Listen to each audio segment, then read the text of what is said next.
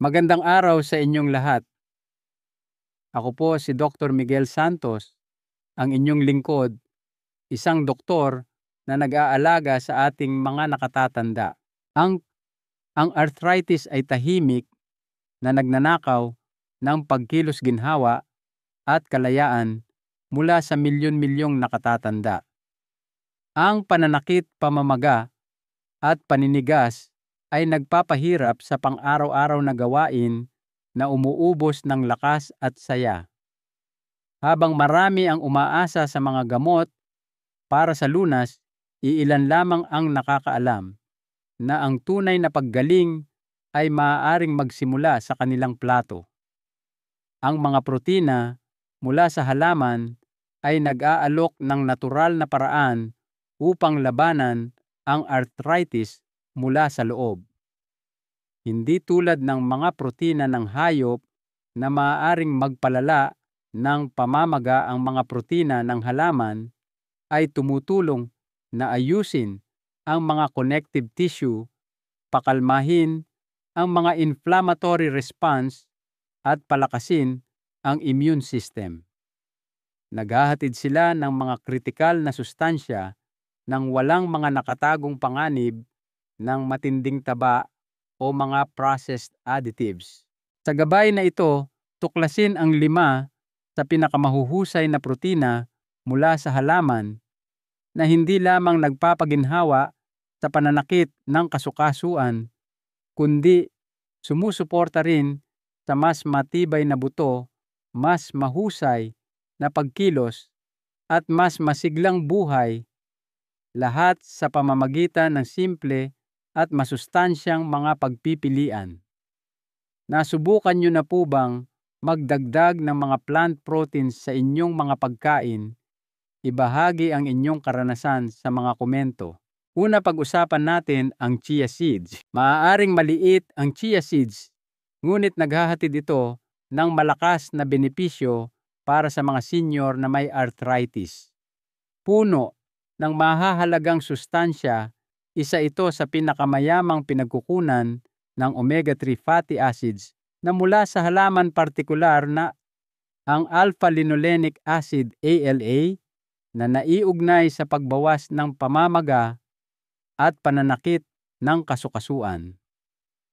Para sa mga senior na gustong protektahan ang kanilang mga kasukasuan at pag-aanin ang araw-araw na discomfort, ang chia seeds ay isang simple ngunit mahalagang karagdagan sa kanilang dieta. Sa isang onsa, humigit kumulang 28 gramo lamang ang chia seeds ay nagbibigay ng mga 10 gramo ng fiber na hindi lamang sumusuporta sa panunaw, kundi tumutulong din na mapanatili ang isang malusog na timbang, isang kritikal na salik para mabawasan ang presyon sa masakit na balakang tuhod at bukong-bukong. Ang mas magaan na timbang ay nangangahulugan ng mas kaunting hirap sa mga kasukasuan na nagbibigay daan para sa mas madali at mas komportableng pagkilos. Ang pagpapanatili ng mabuting kalusugan ng bituka ay may mahalagang papel din sa pamamahala ng arthritis, at ang fiber mula sa chia seeds ay nagpapalusog sa mga kapaki-pakinabang na gut bacteria. Ang isang mas malusog na kapaligiran sa bituka ay napatunayang nakakaimpluwensya sa pamamaga sa buong katawan, kabilang na sa mga kasukasuan. Bukod dito, ang pagkonsumo ng fiber ay nauugnay sa mas mababang antas sa dugo ng C-reactive protein CRP, isang pangunahing palatandaan ng pamamaga. Nangangahulugan ito na sa pagdaragdag ng mga pagkaing mayaman sa fiber tulad ng chia seeds sa inyong plato, aktibo ninyong tinutulungang pakalmahin ang mga senyales ng pamamaga sa inyong sistema. Higit pa sa kanilang fiber at omega-3 content, mayaman ang chia seeds sa mga mineral na direktang sumusuporta sa kalusugan ng kasukasuan at buto. Ang calcium at magnesium, dalawang mineral na natural na matatagpuan sa chia seeds, ay mahalaga para sa pagpapanatiling matibay ng mga buto at pag-iwas sa panghihina na madalas kasama ng pagtanda at arthritis. Ang magnesium sa partikular ay may mahalagang papel sa pag-relax ng kalamnan at paggana ng nerve na maaaring makatulong na mapawi ang paninigas at discomfort. Kinukumpirma pa ng siyentipikong pananaliksik ang pangako ng chia seeds laban sa pamamaga. Sa isang pag-aaral sa hayop na inilathala sa PubMed, ang mga daga na may rheumatoid arthritis ay binigyan ng langis ng chia seed at nagpakita ng makabuluhang pagbawas sa pamamaga ng paa at mas mababang antas ng inflammatory cytokine na TNF-alpha, isang pangunahing sanhi ng pamamaga ng kasukasuan. Bagamat kailangan pa ng mas maraming pag-aaral sa mga tao, ang mga paunang klinikal na natuklasan ay nakapagpapatibay loob. Natuklasan sa isang maliit na pagsubok na ang regular na pagkonsumo ng chia seed ay humantong sa pagbaba ng presyon ng dugo at pagbawas sa mga inflammatory marker sa mga kalahok na nagmumungkahi ng mga tunay na benepisyo para sa mga taong namamahala ng mga malalang kondisyon ng pamamaga tulad ng arthritis. Ang pagdaragdag ng chia seeds sa inyong mga pagkain ay napakadali, kaya't madaling makuha ang mga benepisyong ito araw-araw. Magbudbud lamang ng isang kutsara ng chia seeds sa inyong pang-umagang oatmeal o yogurt. Nagdaragdag ito ng banayad at medyo nati na lasa nang hindi nangingibabaw sa ulam.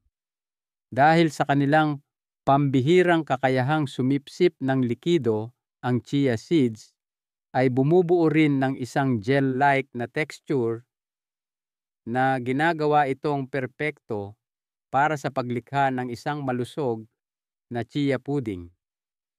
Paghaluin lang ang ilang kutsara ng buto sa gatas o isang plant-based na alternatibo at sariwang prutas, pagkatapos ay palamigin hanggang lumapot. Ito ay isang magandang merienda o almusal na banayad sa panunaw. Isa pang madaling ideya ay ihalo ang chia seeds sa inyong mga smoothie o ihalo sa mga sopas, ensalada o kahit sa mga baked goods tulad ng muffins at tinapay. Napaka-versatile nito na kahit 1 o 2 kutsara sa isang araw ay maaaring maghatid ng isang kapansin-pansing anti-inflammatory boost nang hindi nangangailangan ng anumang malalaking pagbabago sa inyong mga paboritong pagkain. Ang chia seeds ay matagal masira abot kaya at hindi nangangailangan ng espesyal na paghahanda na ginagawa. Itong isang perpektong pang-araw-araw na pagkain para sa mga senior na gustong palakasin ang kanilang mga kasukasuan at natural na paginhawahin ang pamamaga. Pangalawa, tokwa. Ang tokwa na gawa sa soybeans ay isang tahimik na bayani sa mundo ng mga pagkaing angkop para sa arthritis. Mababa sa saturated fat ngunit mayaman sa kumpletong protina ng halaman, nag-aalok ang tokwa sa mga senior ng paraan upang bumuo ng lakas ng walang pamamaga na madalas sumusunod sa isang dieta na sagana sa pulang karne. Hindi tulad ng mga protina ng hayop na maaaring mag-promote ng pamamaga, ang tokwa ay naglalaman ng mga natural na compound na tinatawag na isoflavones na gumagana sa loob ng katawan upang pakalmahin ang mga inflammatory response. Kinikilala ng Arthritis Foundation ang mga pagkaing toyo tulad ng tokwa at edamame bilang mahusay na mapagkukunan ng plant-based omega-3 fatty acids na tumutulong sa pamamahala ng pananakit at pamamaga ng kasukasuan. Sa madaling salita, ang tokwa ay naghahatid ng ilan sa mga parehong proteksyon na epekto na inaalok ng matatabang isda ngunit walang anumang lasang isda o mabigat na langis. Nagbigay ang siyentipikong pananaliksik ng malakas na suporta sa mga benepisyo ng tokwa para sa mga taong may arthritis. Sa isang klinikal na pagsubok na inilathala noong 2016 ang mga babaeng may rheumatoid arthritis na pinalitan ang gatas ng baka ng gatas ng toyo sa loob lamang ng 4 na linggo, ay nagpakita ng isang makabuluhang pagbaba sa 2 pangunahing marker ng pamamaga C-reactive protein CRP at tumor necrosis factor alpha TNF alpha. Isang hiwalay na pag-aaral noong 2024 ang nagpakita na ang mga pasyente na kumakain ng tinapay na pinayaman ng tuyo ay nakaranas din ng isang kapansin-pansing pagbaba sa mga antas ng TNF-alpha. Ang mga natuklasang ito ay malinaw na tumutukoy sa anti-inflammatory potential na protina ng toyo tulad ng mga natural na matatagpuan sa tokwa. Mayroon ding ebidensya na nagmumungkahi na ang tokwa ay maaaring makatulong sa osteoarthritis. Napansin sa mga klinikal na ulat ang mga pagpapabuti sa pananakit at pamamaga ng kasukasuan ng tuhod sa mga pasyente na isinama ang protina ng toyo sa kanilang mga dieta. Higit pa sa mga kakayahan nitong labanan ang pamamaga, nagdudulot ang tokwa ng iba pang mahahalagang bentahe sa mga senior na namamahala ng arthritis. Maraming brand ng tokwa ang pinatibay ng calcium. Mahalaga ito dahil ang arthritis ay madalas nakasabay ng osteoporosis na ginagawang dobleng prioridad ang kalusugan ng buto. Bukod pa rito, ang malambot at makinis na texture ng tokwa ay banayad sa mga ngipin na tumatanda na at madaling tunawin. Hindi tulad ng mas matitigas na hiwa ng karne, ang tokwa ay nangangailangan ng kaunting pagnguya at malamang na hindi magdulot ng problema. Sa panunaw na ginagawa, itong isang praktikal na opsyon para sa maraming nakatatanda. Isa pang dahilan kung bakit ang tokwa ay akmang-akma sa isang lifestyle na palakaibigan sa arthritis ay ang hindi kapanipaniwalang versatility nito. Madaling sinisip-sip ng tokwa ang mga lasa ng mga pagkaing niluluto, kasama nito na nagbibigay daan dito na umangkop sa iba't ibang lutuin at personal na panlasa. Ito ay nagpapadali sa pagkain ng tokwa nang hindi nagsasawa. Isang simpleng paraan ay hiwain ang matigas na tokwa sa mga cube at mabilis na igisa ito kasama ng mga makukulay na gulay para sa isang masustansya at madaling nguyain na pagkain. Para sa isang masaganang almusal, maaari mong iscramble ang malambot na tokwa sa isang kawali na may kaunting luyang dilaw at sariwang gulay na lumilikha ng isang mainit at kasiyasyang ulam nang hindi umaasa sa mabibigat na taba ng hayop. Ang tokwa ay mahusay din sa mga sopas at nilaga kung saan sinisip-sip nito ang masaganang lasa ng mga sabaw at halamang gamot na nagdaragdag ng parehong protina at texture. Kung mas gusto mo ang isang mas mayamang ulam, i-marinate ang mga hiwa ng tokwa sa iyong paboritong sarsa at i-bake o iihaw ito hanggang sa maging ginintuan at malasa. Ang silken tofu na may napakalambot na texture ay walang putol na humahalo sa mga smoothie pudding o creamy dressing na nagpapalakas ng nilalaman ng protina nang hindi binabago ang lasa.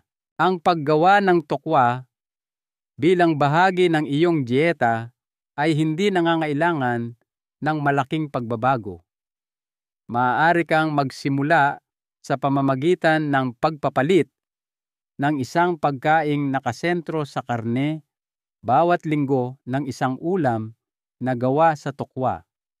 Ang isang tokwa stir-fry o isang masaganang sopas na may mga cube ng tokwa ay maaaring maging isang lingguhang ugali na sumusuporta sa iyong mga kasukasuan at pangkalahatang kagalingan.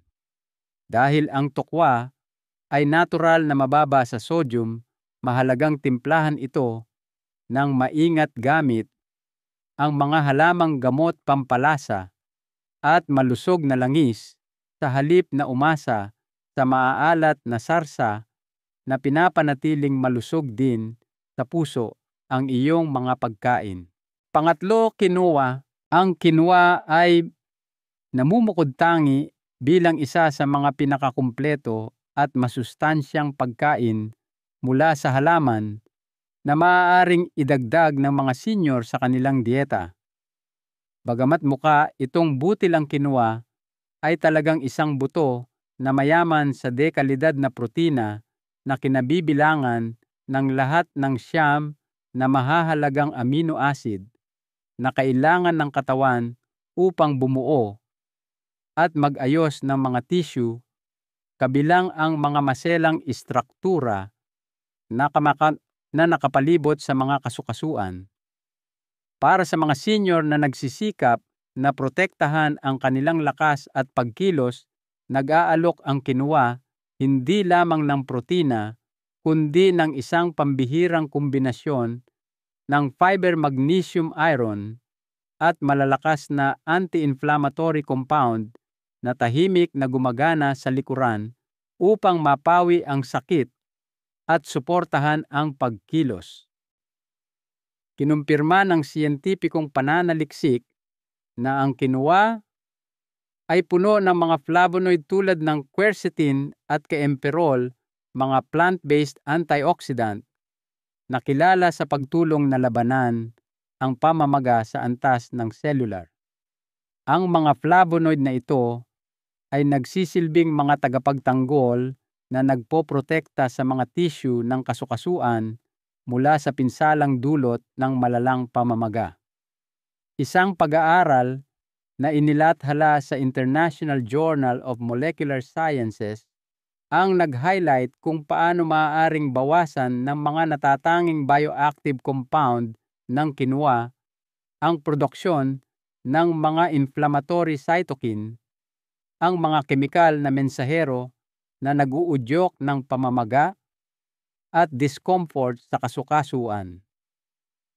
Sa pamamagitan ng pagpapakalma sa mga senyales na ito ng pamamaga, ang quinoa ay maaaring gumanap ng isang mahalagang papel sa pagpapaginhawa ng mga sintomas ng arthritis at pagpigil sa karagdagang pagkasira ng kasukasuan.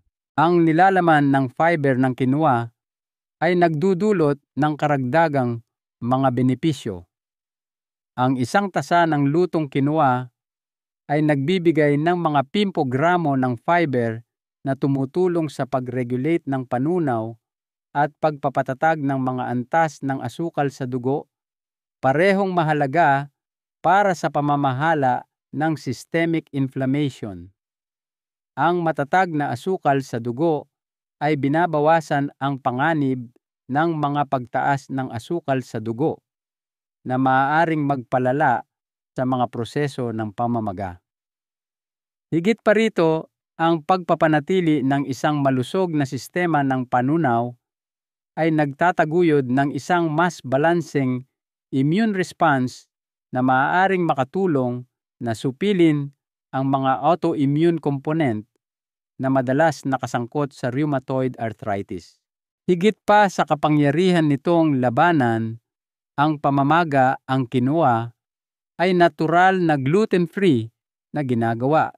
itong isang mahusay na alternatibo para sa mga senior na maaaring sensitibo sa gluten o nais iwasan ang mga pagkain na maaaring magpalala ng pamamaga.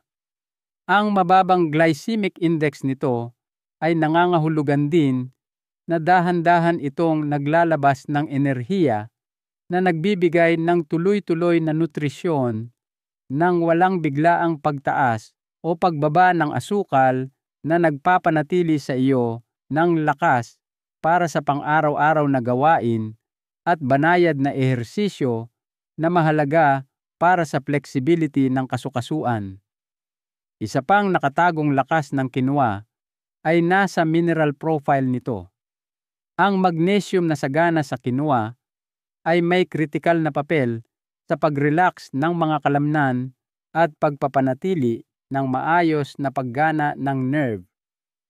Ang epektong ito ng pag-relax ay maaaring makatulong na mapawi ang paninigas ng kalamnan at mga pulikat na kung minsan ay kasama ng pananakit ng kasukasuan.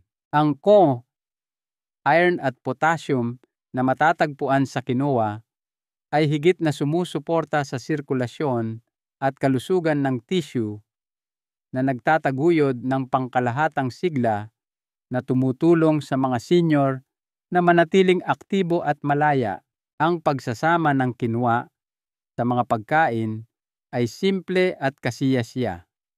Mabilis itong maluto mga 15 minuto at may magaan at natin na lasa na bumabagay sa iba't ibang ulam.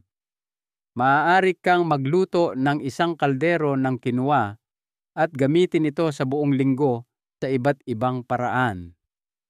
Para sa isang masustansyang tanghalian o hapunan, ihalo ang lutong quinoa sa mga hiniwang gulay langis ng oliba at isang katas ng lemon upang lumikha ng isang nakakapreskong ensalada. Maaari mo itong ihalo sa mga sopas o nilaga para sa dagdag na sustansya nang hindi mabigat. Ang ilang mga senior ay nasisiyahan sa quinoa sa umaga na niluto na may kaunting gatas ng almendras, kanela at sariwang prutas na ginagawa itong isang mainit at kasiyasyang almusal. Ang pagpapalit ng kanin pasta o mga processed grains ng quinoa kahit isang beses o 2 beses sa isang linggo ay maaaring patuloy na magdagdag ng suportang anti-inflammatory sa iyong dieta. Pang-4, lentehas. Nag-aalok ang lentils ng higit pa sa nutrisyon. Nagdadala sila ng isang banayad at pare-parehong anyo ng pagpapagaling sa mga senior na namamahala ng arthritis. Hindi tulad ng ilang pagkain na maaaring maging mabigat o nakakapagod sa katawan, ang lentehas ay naghahatid ng tuloy-tuloy na suporta tahimik na pinapalakas ang mga kasukasuan at kalamnan na nagpapanatili sa iyo na gumagalaw sa pang-araw-araw na takbo ng buhay. Ang kanilang lakas ay hindi lamang nasa kanilang dekalidad na protina ng halaman, kundi pati na rin sa natatanging paraan na tinutulungan nila ang katawan na muling bumuo at ipagtanggol ang sarili laban sa patuloy na pagkasira na dulot ng edad.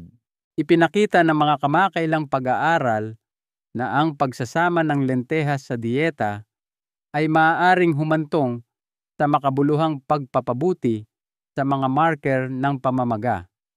Isang klinikal na pagsubok na inilathala sa Nutrients noong 2023 ang natuklasan na ang mga individual na regular na kumonsumo ng lentehas ay nakaranas ng nasusukat na pagbawas sa mga inflammatory response. Mahalaga ang mga pagpapabuting ito ay naobserbahan kahit walang ibang malalaking pagbabago sa dieta o pamumuhay na nagmumungkahi na ang lentehas mismo ay nagtataglay ng mga compound na may kakayahang suportahan ang kalusugan ng kasukasuan mula sa loob. Itinuro ng mga mananaliksik ang mayamang supply ng polyphenol ng lentehas, mga natural na molekula ng halaman na may mga katangian ng antioxidant bilang isang pangunahing salik sa epektong ito. Hindi tulad ng mga hiwalay na suplemento ng antioxidant, ang mga polyphenol na natural na matatagpuan sa mga buong pagkain tulad ng lentehas ay tila gumagana ng naaayon sa katawan na binabawasan ang oxidative stress at tumutulong na mapreserba ang mga tissue na nag-aunan at nagpoprotekta sa iyong mga kasukasuan. Isa sa mga madalas na hindi napapansing lakas ng lentehas ay ang kanilang kakayahang magbigay ng pangmatagalang enerhiya nang hindi naglalagay ng pasanin sa sistema ng panunaw. Tulad ng alam ng mga senior, ang kakayahan ng katawan na iproseso ang mabibigat na pagkain ay maaaring magbago sa paglipas ng panahon na ginagawang mas mahalaga ang mga simple at masustansyang pagkain.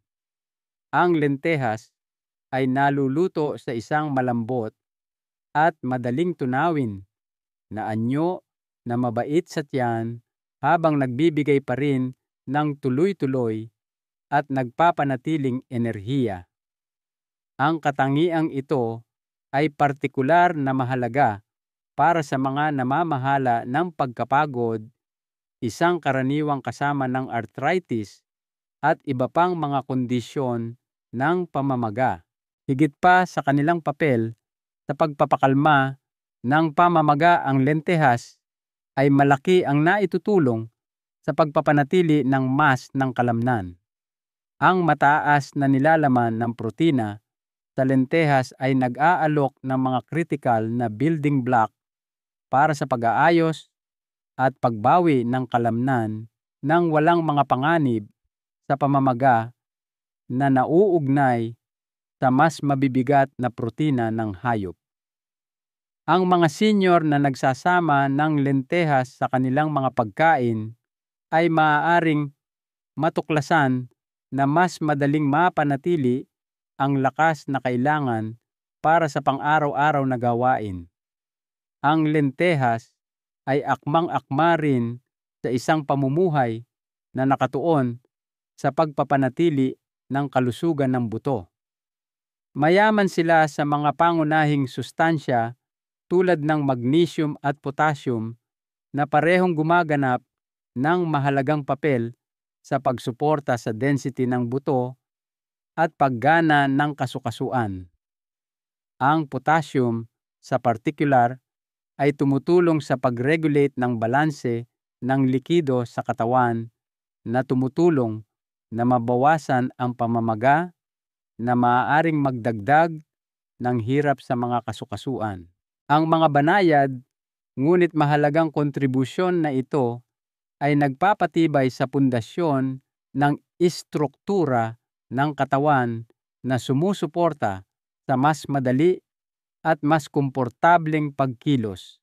Isa pang regalong inaalok ng lentehas ay ang kanilang natural na pagiging simple. Nangangailangan sila ng kaunting paghahanda, abot kaya, at madaling umangkop sa maraming iba't ibang lasa at estilo ng pagluluto. Ang isang kaldero ng sopas ng lentehas na pinakuluan na may banayad na pampalasa at mga panapanahong gulay ay maaaring maghatid ng init at nutrisyon sa bawat kutsara nang hindi pinapagod ang iyong panunaw. Ang isang simpleng nilagang lentehas o ensalada ay maaaring ihanda ng maaga at kainin sa loob ng ilang pagkain na ginagawang hindi lamang mas madali kundi mas kaakit-akit ang malusog na pagkain. Ang lentehas ay maaari ring magsilbing isang kasiyasyang alternatibo sa karne sa mga pamilyar na ulam, banayad na tinimplahan at hinubog sa mga pati, hinalo sa mga kaserol. o kahit na inilagay sa mga wrap para sa isang masaganang portable na tanghalian. Panglima, garbanzos. Itinatampok ng mga kamakailang pag-aaral ang potensyal ng garbanzos chickpeas na mapawi ang mga sintomas na nauugnay sa pananakit ng kasukasuan. Isang kapansin-pansing pilot study mula 2020 ang sumuri sa mga epekto ng isang tradisyonal na lunas na sabaw ng garbanzos na kilala bilang nohadab sa mga individual na may osteoarthritis sa tuhod. Ang mga kalahok na kumonsumo ng sabaw araw-araw ay nagulat ng nasusukat na pagpapabuti sa pananakit at pagkilos sa loob ng ilang linggo. Bagamat kailangan pa ng karagdagang pananaliksik, ang mga natuklasang tulad nito ay nagpapatunay sa kung ano ang iminungkahi ng tradisyonal na kaalaman. Sa loob ng maraming siglo, ang garbanzos ay higit pa sa isang masaganang pagkain. Sila ay isang banayad na kaalyado sa pagpapanumbalik ng ginhawa sa mga pagod na kasukasuan. Bahagi ng dahilan kung bakit namumukod tangi ang garbanzos ay ang kanilang papel sa pagpapanatili ng lakas ng katawan nang hindi lumilikha ng karagdagang hirap. Ang protina mula sa halaman sa garbanzos ay sumusuporta sa tissue ng kalamnan na mahalaga para sa katatagan ng kasukasuan. Hindi tulad ng mabibigat na protina ng hayop na maaaring magpabigat sa panunaw o mag-udyok ng hindi kanais-nais na pamamaga, nag-aalok ang garbanzos ng malinis at nagpapanatiling enerhiya na tumutulong na mapanatiling gumagalaw ang katawan ng may kaunting pagsisikap. Para sa mga senior na naglalayong mapanatili ang pagkilos at maiwasan ang pagkahulog, ang pagkakaroon ng isang maaasahang mapagkukunan ng nutrisyon na nagpapalakas ng kalamnan ay hindi lamang kapaki-pakinabang, ito ay mahalaga. Tahimik ding tumutulong ang garbanzos sa pagpapanatili ng kalusugan ng mga connective tissue na nakapalibot at nagpoprotekta sa mga kasukasuan. Ang kanilang natural na supply ng mga pangunahing sustansya tulad ng manganese at copper ay may papel sa produksyon ng collagen at pagpapanatili ng cartilage. Ang mga estrukturang ito ay nagsisilbing unan para sa mga kasukasuan at ang pagpapanatili ng kanilang integridad ay maaaring mangahulugan ng higit na kadalian sa pagkilos at mas kaunting discomfort sa paglipas ng panahon. Ang mga pagkaing nagpapalusog sa panloob na balangkas ng katawan tulad ng garbanzos ay tumutulong na lumikha ng isang mas matibay na pundasyon na sumusuporta sa mas mahusay na balanse at mas maayos na aktibidad. Ang lalong nagpapatingkad sa garbanzos ay ang kanilang pambihirang kakayahang umangkop sa pang-araw-araw na pagkain. Ang kanilang malambot na texture kapag naluto na ay ginagawa silang madaling kainin nang hindi nangangailangan ng masinsinang paghahanda o mabigat na pampalasa. Ang isang dakok ng garbanzos na hinalo sa isang simpleng nilagang gulay ay maaaring gawing isang pagkain na aktibong sumusuporta sa kalusugan ng kasukasuan, ang isang ordinaryong ulam. Ang bahagyang pagdurog sa garbanzos para maging palaman kasama ng langis ng oliba at mga halamang gamot ay lumilikha ng isang malasa na alternatibo sa mga processed spread na nag-aalok sa mga senior ng isang kasiyasya at sumusuportang opsyon para sa mga merienda at magagaan na pagkain. Bawat isa sa 5 protina mula sa halaman na ating ginalugad, chia seeds, tokwa, quinoa, lentejas at garbanzos ay nagdadala ng sarili nitong espesyal na lakas. Ang ilan ay gumagana sa pamamagitan ng pagpapakalma sa pamamaga, ang iba sa pamamagitan ng pag-aayos ng mga connective tissue at lahat sa pamamagitan ng pagpapalakas ng mga buto at kalamnan na sumusuporta sa pang-araw-araw na pagkilos.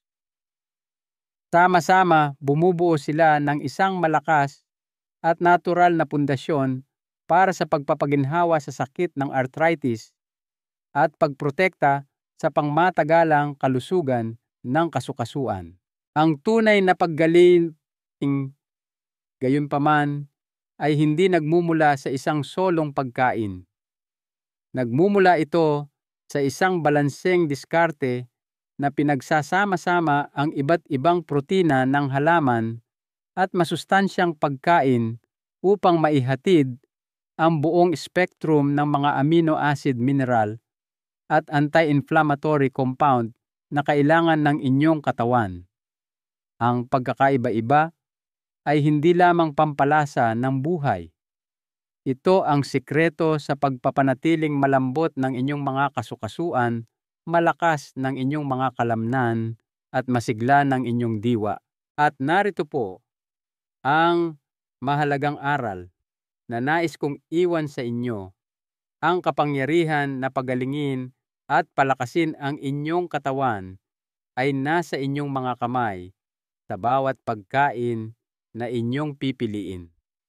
Huwag nating isipin na huli na ang lahat para magsimula. Ang bawat maliit at masustansyang pagpili ay isang hakbang patungo sa isang buhay na may mas kaunting sakit, mas maraming pagkilos at higit na kagalakan. Anong mga protina mula sa halaman ang bahagi ng inyong pang-araw-araw na pagkain? Ibahagi ang inyong mga paborito sa mga komento sa ibaba. Ang inyong karanasan ay maaaring magbigay ng inspirasyon sa iba sa kanilang paglalakbay tungo sa mas malakas at malusog na mga kasukasuan. At huwag kalimutang mag-subscribe para sa mas marami pang simple at mabisang payo upang gumalaw ng mas madali at mabuhay ng mas malakas. I-share din po ninyo ito sa inyong mga kaibigan at pamilya na maaaring makinabang.